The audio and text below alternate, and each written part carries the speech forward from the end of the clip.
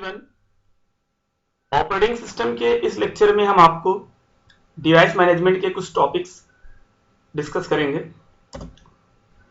तो जो topic covered हैं इसमें कम्युनिकेशन एमंग डिवाइसेस, इसमें पॉलिंग टेक्निक है, इंटरप्ट्स है, डायरेक्ट मेमोरी एक्सेस डीएमए है और बफरिंग है।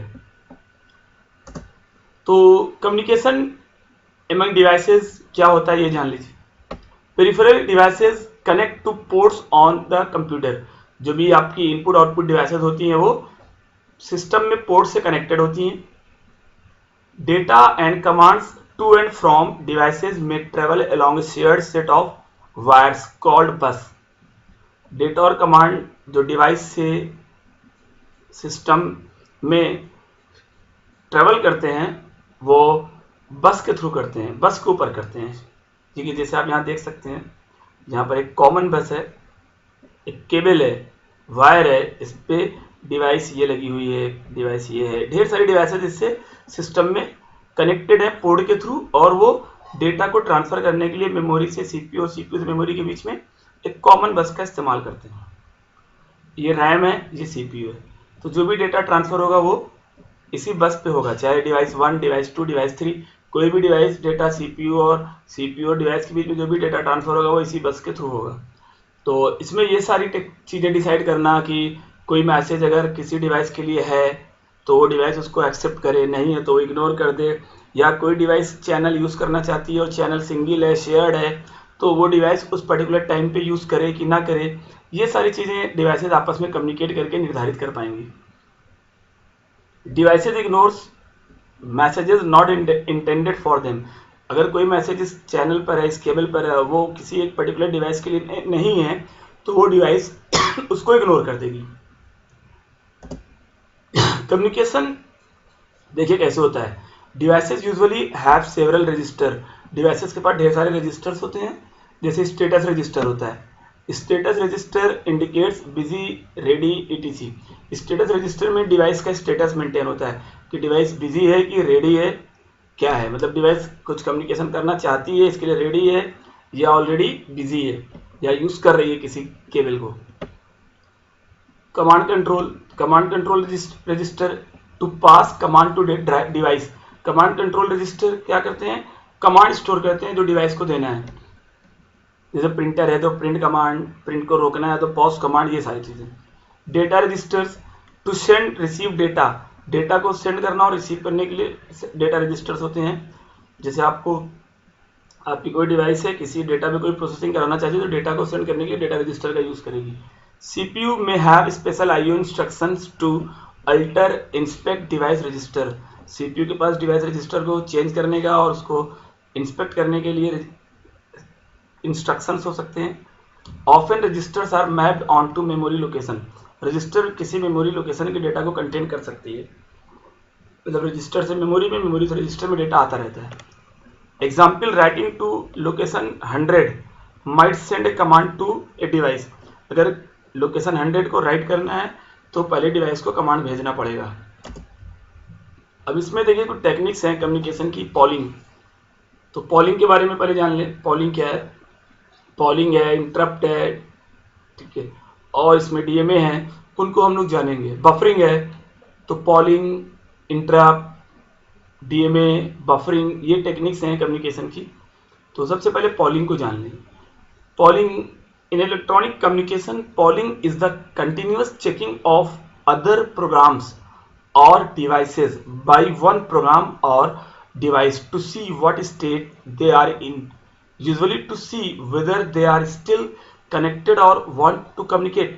polling एक ऐसा तरीका है जिसमें एक प्रोग्राम होता है या डिवाइस होती है, वो अदर प्रोग्राम और डिवाइस के स्टेटस को चेक करती है कि वो डिवाइस करेंटली डेटा ट्रांसफर करना चाहती है, कनेक्टेड है कि नहीं, कनेक्टेड है या डेटा ट्रांसफर करना चाहती है कि नहीं। तो एक प्रोग्राम चेक करता रहता है कंटिन्यूसली बाकी अदर प्रोग्राम और डिवाइसेस को कि वो करेंटली कम्युनिकेशन करना चाहती हैं कि नहीं।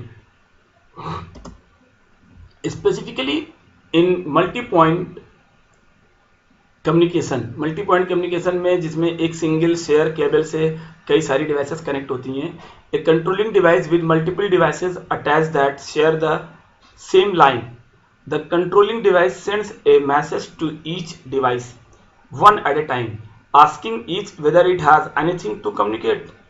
In other words, it wants to use the line. तो इसमें जो कंट्रोलर होता है वो हर डिवाइस को एक मैसेज कंटिन्यूसली सेंड करता रहता है, क्या वो डिवाइस करेंटली कोई कम्युनिकेशन करना चाहती है या चैनल को यूज करना चाहती है या नहीं. इंटरप्ट्स देखिए क्या होता है. In digital computers, an interrupt is an input signal to the processor indicating an event that need immediate attention.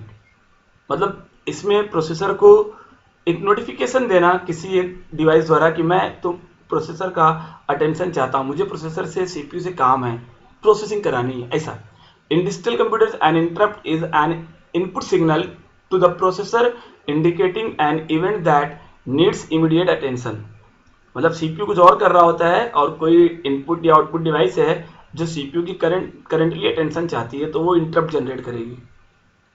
N interrupt signal alerts the processor and serves as a request for the processor to interrupt the currently executing code.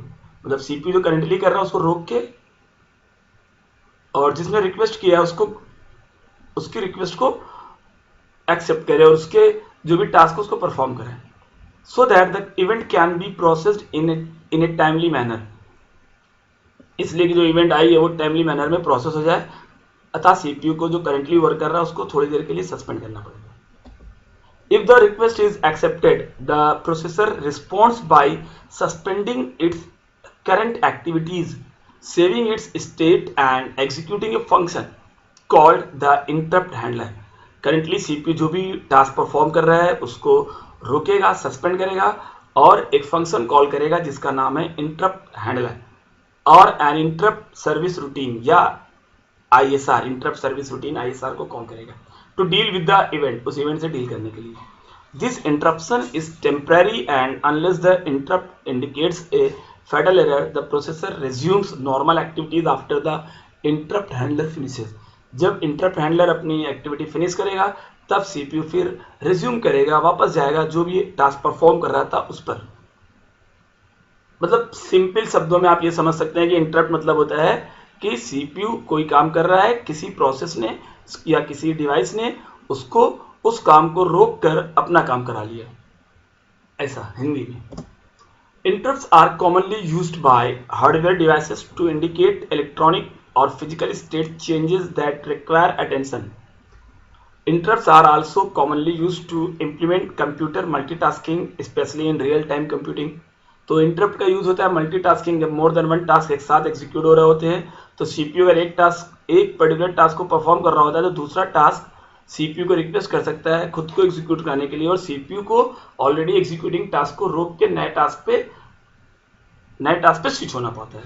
Real time computing में भी होता है. मतलब अगर immediate action CPU का required है किसी process को, तो सीपीयू को जो करंटली एग्जीक्यूटिंग प्रोसेस है उसको सस्पेंड करके जो न्यू इंटरप्ट है उसको सर्विस देना पड़ेगा. System that use interrupt in these ways are said to be interrupt driven. ऐसे सिस्टम जो इंटरप्ट का यूज करते हैं उसको हम इंटरप्ट ड्रिवन बोलते हैं. Direct memory access DMA.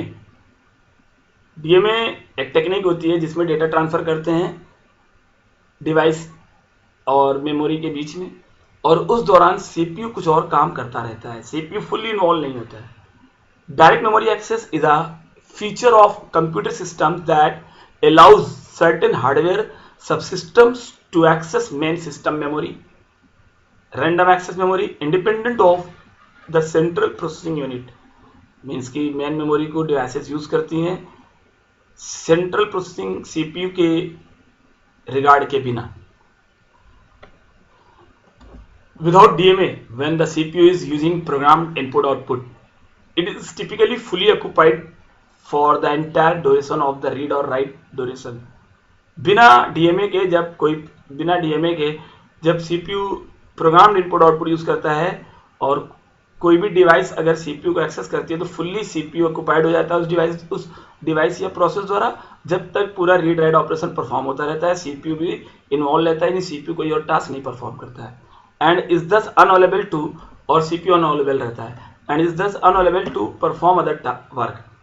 With DMA the CPU first initiates the transfer DMA के साथ सीपीयू ट्रांसफर को इनिशिएट करता है कि डेटा ट्रांसफर हो, और जब तक डेटा ट्रांसफर होता रहता है सीपीयू कुछ और टास्क परफॉर्म करता है. Then it does other operations while the transfer is in progress and it finally receives an interrupt from the DMA controller when the operation is done.